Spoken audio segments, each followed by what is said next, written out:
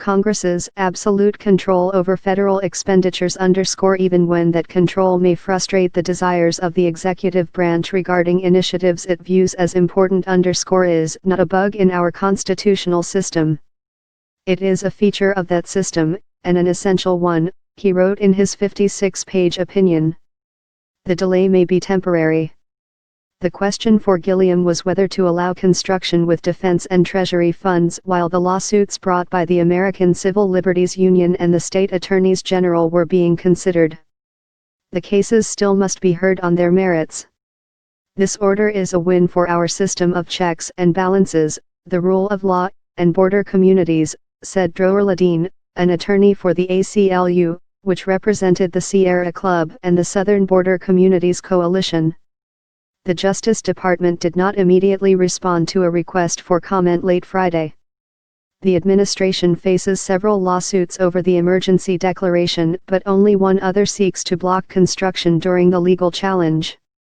A judge in Washington, D.C., on Thursday heard arguments on a challenge brought by the U.S. House of Representatives that says the money shifting violates the Constitution.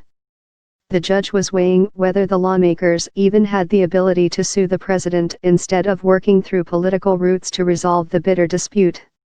At stake is billions of dollars that would allow Trump to make progress in a signature campaign promise heading into his campaign for a second term. Trump declared a national emergency in February after losing a fight with the Democratic-led House that led to a 35-day government shutdown. As a compromise on border and immigration enforcement, Congress set aside $1 billion to extend or replace existing barriers in Texas' Rio Grande Valley, the busiest corridor for illegal crossings. Trump grudgingly accepted the money, but then declared the national emergency to siphon money from other government accounts, identifying up to $8.1 billion for wall construction. The funds include $3.6 billion from military construction funds, $2.5 billion from Defense Department counterdrug activities, and $600 million from the Treasury Department's Asset Forfeiture Fund. The Defense Department has already transferred the counterdrug money. Patrick Shanahan, the acting defense secretary, is expected to decide any day whether to transfer the military construction funds.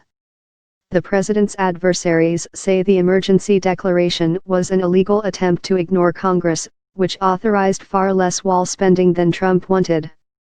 The administration said Trump was protecting national security as unprecedented numbers of Central American asylum-seeking families arrive at the U.S. border.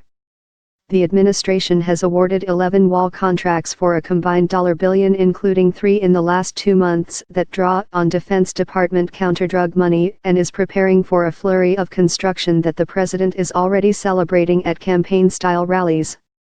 The Army Corps of Engineers recently announced several large contacts with Pentagon funding.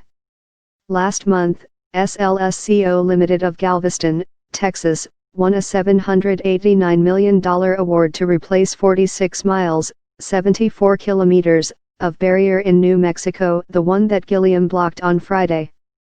Last week, Southwest Valley Constructors of Albuquerque, New Mexico, won a $646 million award to replace 63 miles, 101 kilometers, in the Border Patrol's Tucson, Arizona, sector, which Gilliam did not stop. Barnard Construction Co. of Bozeman, Montana, won a $141.8 million contract to replace 5 miles, 8 kilometers, in Yuma that Gilliam blocked and 15 miles, 24 kilometers, in El Centro, California, which he did not address. California Attorney General Xavier Becerra, a Democrat and frequent Trump adversary, didn't comment directly on his defeat but congratulated the ACLU and its clients in securing this critical victory for our states and communities. Trump inherited barriers covering 654 miles, 1,046 kilometers, or about one-third of the border with Mexico. Of the 244 miles, 390 kilometers, in awarded contracts, more than half is with Pentagon money. All but 14 miles, 22 kilometers, awarded so far are to replace existing barriers, not extend coverage. Spagat reported from San Diego.